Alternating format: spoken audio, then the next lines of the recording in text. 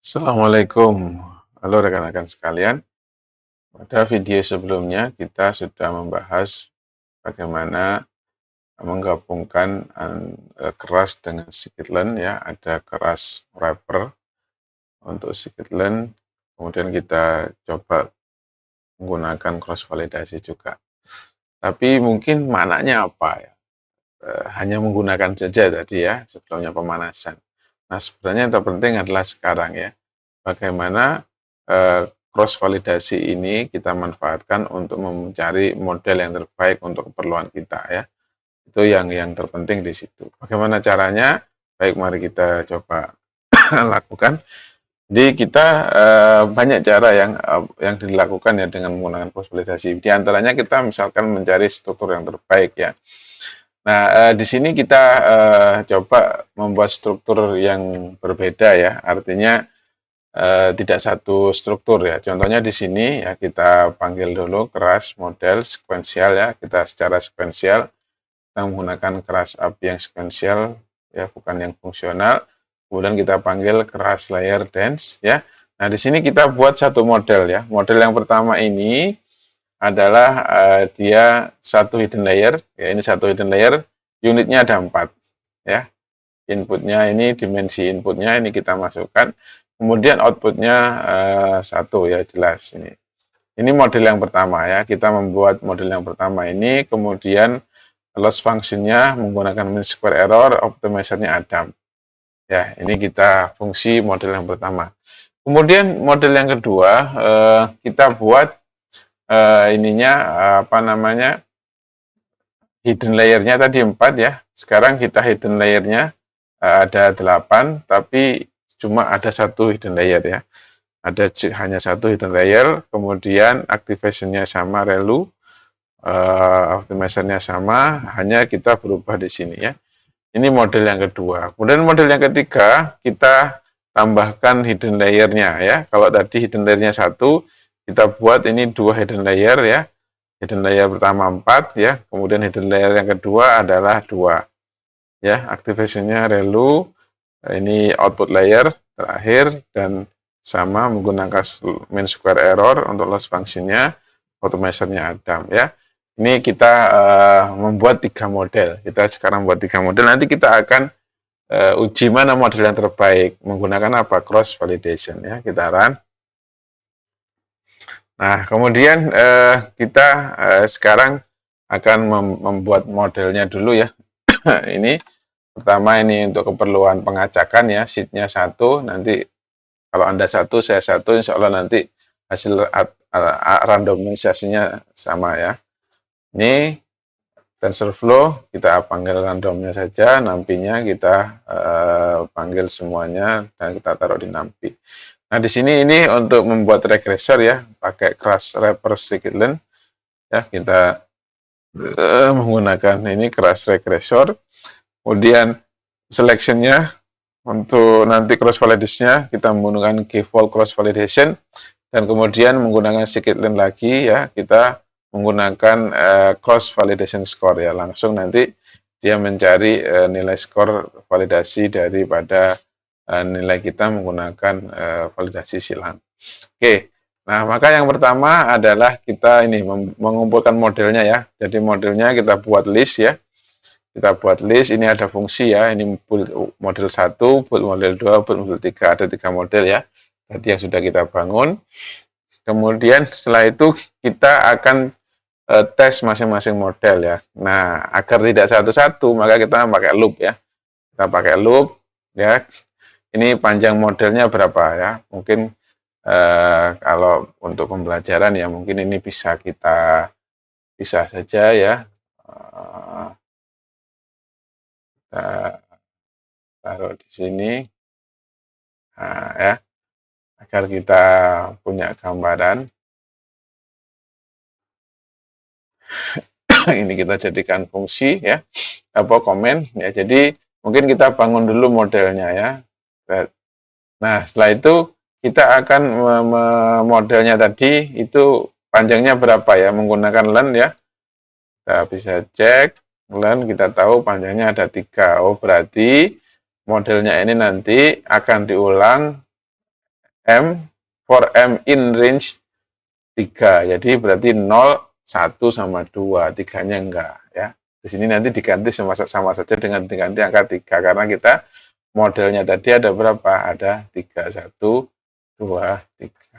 Nah, kemudian nanti dalam prosesnya ya ketika M sama dengan 0 misalkan, maka ini akan dipanggil model, maka build model M0. Berarti yang dipanggil yang pertama dulu, model 1 dulu dipanggil. Ya, model 1 dipanggil, kemudian epochnya sekian, base-nya sekian, verbosnya. Jadi nanti kita nggak ada keterangan ya karena verbosnya 0. Shuffle-nya tidak di shuffle ya. Makanya splitnya menggunakan cross validation menggunakan 3. Ya, ini menggunakan 3. Ini hasil daripada cross validasinya ya. Nah, nanti kita akan lihat hasilnya nanti disimpan dalam ini folder hasil. Jadi ini kita panggil dulu mesinnya ini satu paket ya, result. Kalau enggak nanti error. Ini mungkin harus kita pindah ini. Nah, ini satu paket. Ya.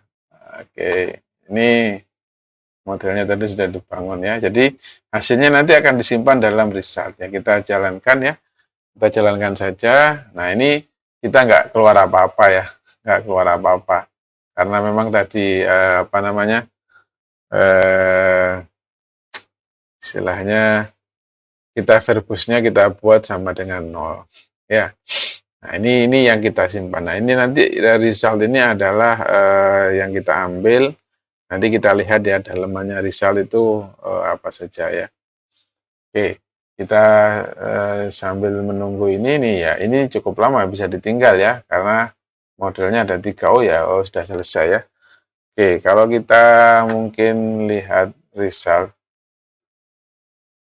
one itu, jadi result resultnya itu ada ini 1, ada 2, ada 3 ya. Kenapa? Kok ini result? Ini result one. Sorry.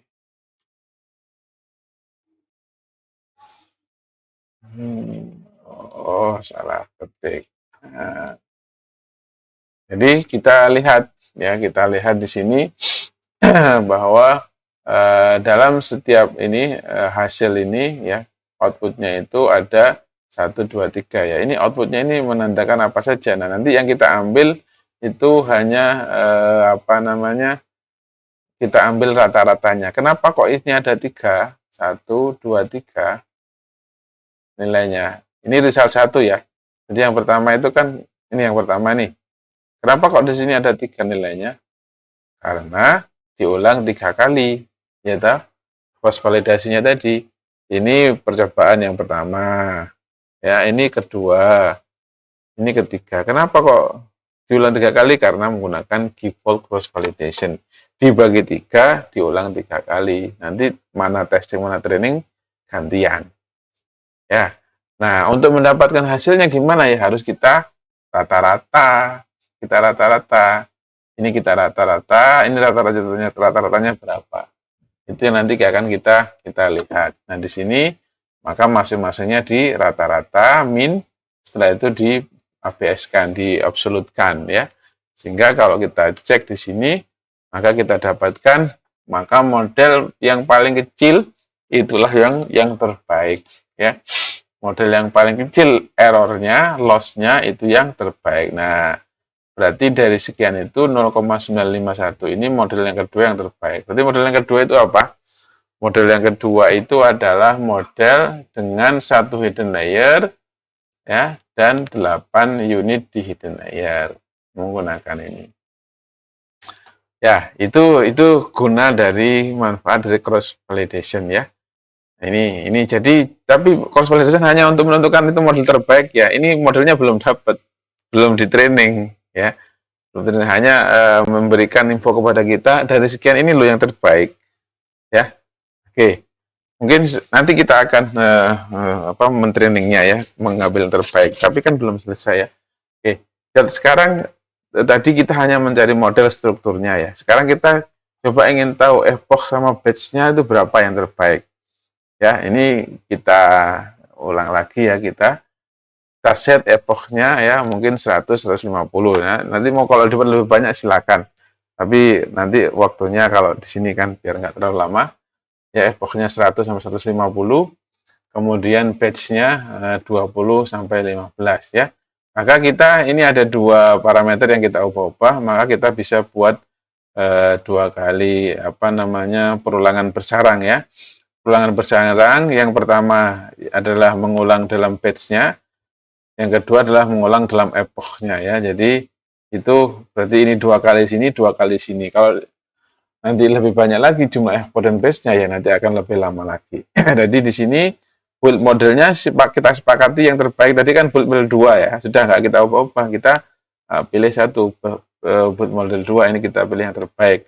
Nah epochnya kita cek nanti ya, epochnya nanti ini parameter E ini indeksnya.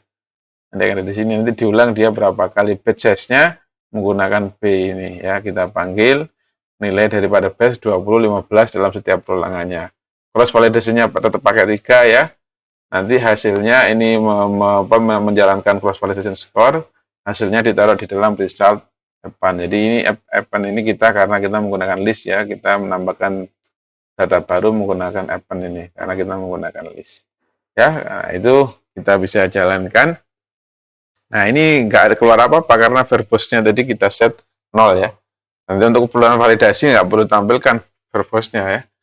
Nanti kelamaan kita karena panjang begitu mengganggu ya. Nah itu istilahnya kita menunggu dulu mana epoch yang terbaik, mana batch yang terbaik, pasangannya apa, nanti kita lihat mana yang paling minimal, itu yang nanti kita ambil ya. Ini secara manual, sebenarnya ada namanya grid search optimization ya, ada grid search ya. Ada cara yang ada di scikit-learn itu ada fungsi untuk mencari optimalisasi terbaik itu dengan cara sudah ada fungsinya. Tapi di sini kita ingin menunjukkan secara manual, oh ini toh guna daripada manfaat daripada cross validasi ya. Jadi cross validasi ini digunakan dalam masa pengembangan ya. Kita ini pengembangan model mana yang akan kita pilih ya. Ini dalam masa pengembangan, ini sudah selesai. Maka sekarang kita ingin tampilkan hasilnya ya. Batch size-nya berapa, epoch-nya berapa dari semua kemungkinan tadi ya. Nah, kalau kita lihat, nah ini ya, batch size 20, epoch 100, loss-nya 0,9. 15 epoch 100 0,9. Mana ini yang paling minimal? Yang paling minimal adalah 93 ini. Oh, berarti ini yang terbaik. Kita pilih kalau begitu, modelnya adalah model 2, batch size-nya 15, epoch-nya 150. Oke ya. Itu langkah yang kedua. Tadi langkah pertama tadi apa? Mencari model terbaik ya. Struktur terbaik. Yang kedua mencari ini berapa kira-kira yang terbaik epochnya sama batch-nya ya. Kemudian berikutnya lagi mungkin kita ingin ganti-ganti optimizer-nya ya. Optimizer-nya atau aktivasinya ya. Kita mau ganti-ganti aktivasi yang terbaik apa sih? Optimizer yang terbaik apa sih? Ya. Kita bisa coba-coba. Nah, di sini karena kita fokus model 2, ya maka kita ke model 2 saja. Ya, kita model 2 saja. Kita panggil model 2 ya, sebenarnya sudah dipanggil di atas ya, enggak apa-apa kita ulang.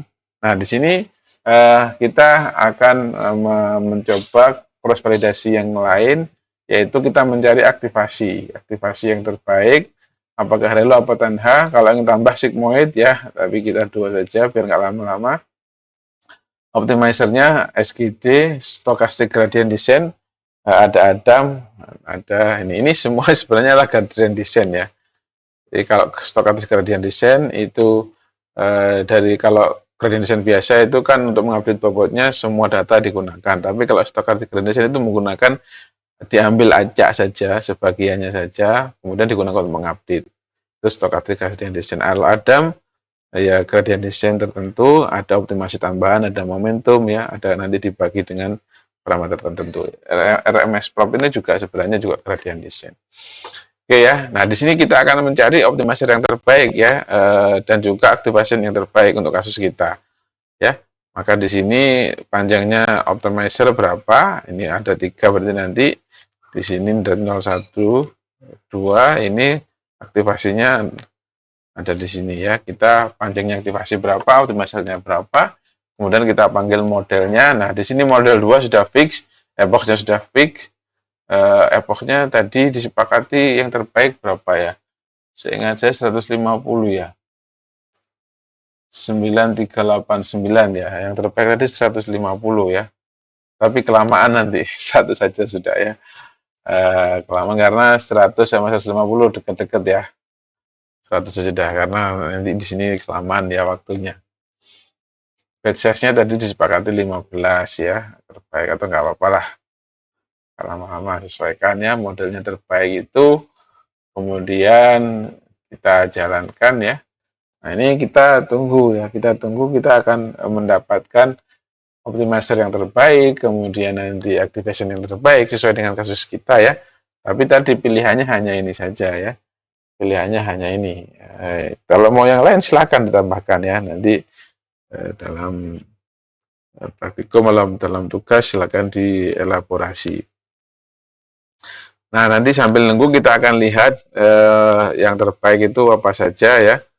Nanti kita akan cek model yang terbaik yang dihasilkan apa ya.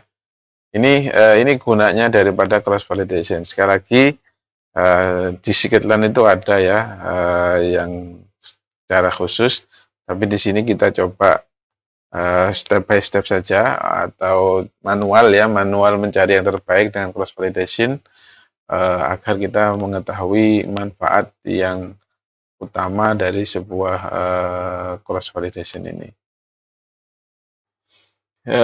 Nunggu ya, cukup lama nunggu. Oke, kita tunggu sampai selesai.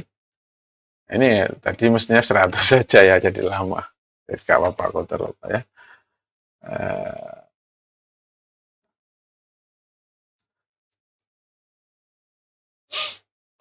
Oke, mungkin sambil menunggu ya, coba sebenarnya ada metode mekanisme namanya grid search ya. Oh ini ada grid search CV ya.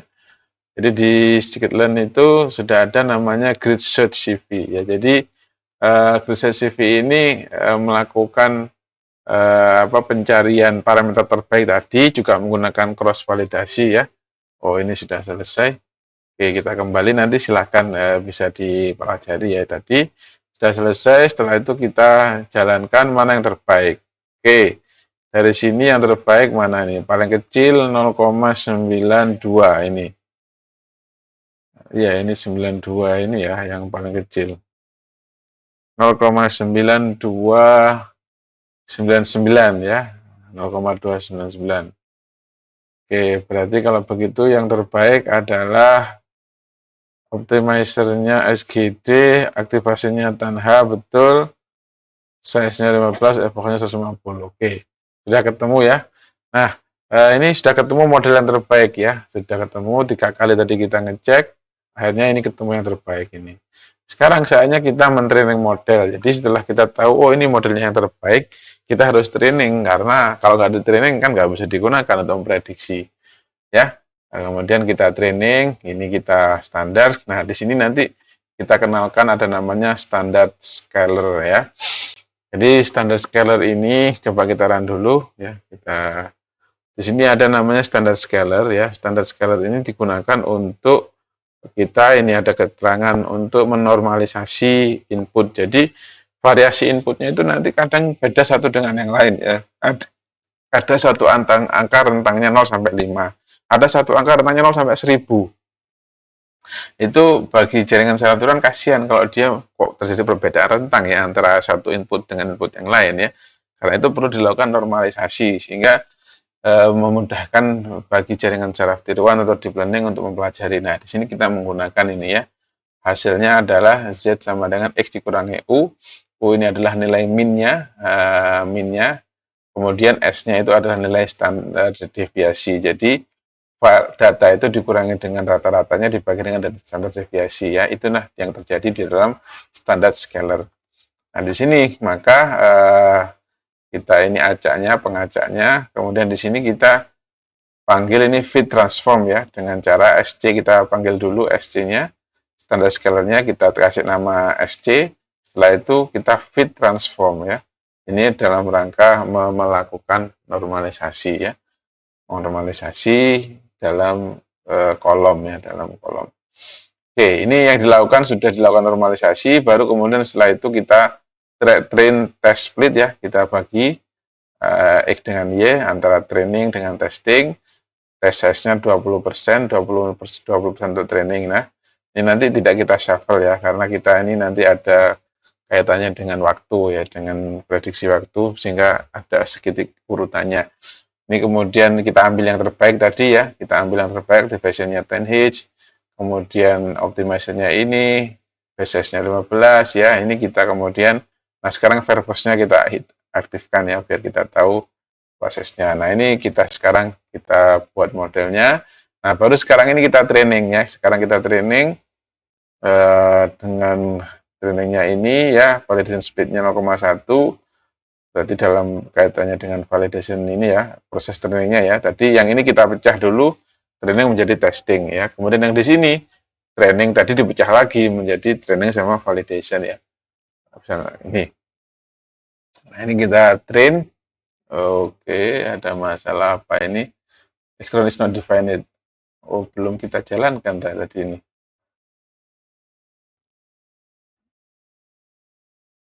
Oke. X train, Y train. Oke, nah ini jalan. Nah, ini validation loss-nya. Ini loss training ya, ini lihat beda loss training, ini loss validation testingnya ya. Jadi kita akan lihat di sini nanti historinya ya, antara loss validation loss sama loss trainingnya itu seperti apa. Oke, nah ini coba ini hasilnya ya, ini sudah selesai ya. Oke, sudah selesai. Ya, sudah selesai. Coba kita run. Kita lihat hasilnya ya. Jadi yang biru train loss, yang kuning validation ya. Jadi ada beda ya. Ini kalau bedanya terlalu tinggi nanti kita anggap sebagai overfitting ya. Ini kita anggap overfitting apa tidak ya. Ini ya nggak terlalu besar lah ya. Perbedaan antara error daripada training dengan testing ya. Memang yang jelas siapa namanya training lebih bagus itu pasti ya. Tapi kita kira-kira lah tidak terlalu besar ya. Anggap aja tidak terjadi overfitting ya. Ini sudah kita training. Nah, sekarang kita gunakan untuk menguji ya. Kita gunakan untuk menguji. Kita kasih dengan data testing. Gimana hasilnya ya? Kita kasih dengan data testing ini gimana nih hasilnya nih ya? Kita jalankan. Ternyata ya MSE saat training 0,78, validation. Nah, saat tes 0,7 ya. Nah, ini dekat-dekat ya. Jadi artinya bagus ya. Jadi kalau kita lihat bagus ya, cukup bagus MSE-nya ya. Kemudian kalau kita upload filenya ya, nah ini kita lihat, oke, oh ini ketutup ya antara prediksi, jadi yang mungkin kita tampilkan ya, prediksi target dengan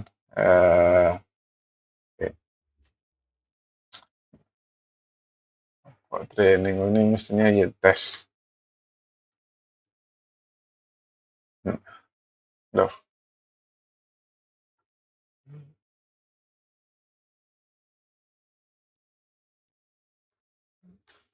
Oh, salah lagi kurang.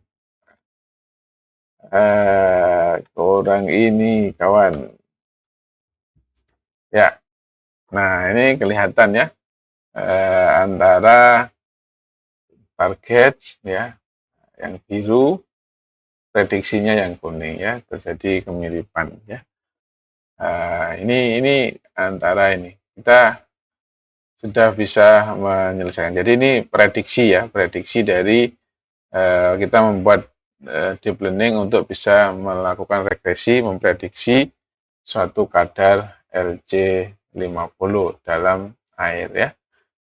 Nah, ini contoh kita melakukan regresi ya, meregresi menggunakan cross validasi. Jadi kalau kita ulang lagi, jadi dari awal tadi kita melakukan pencarian model terbaik ya, pencarian model terbaik, kemudian ada beberapa struktur kita coba tes, ternyata dari struktur itu dengan cross validation kita bisa mendapatkan ini yang terbaik ya.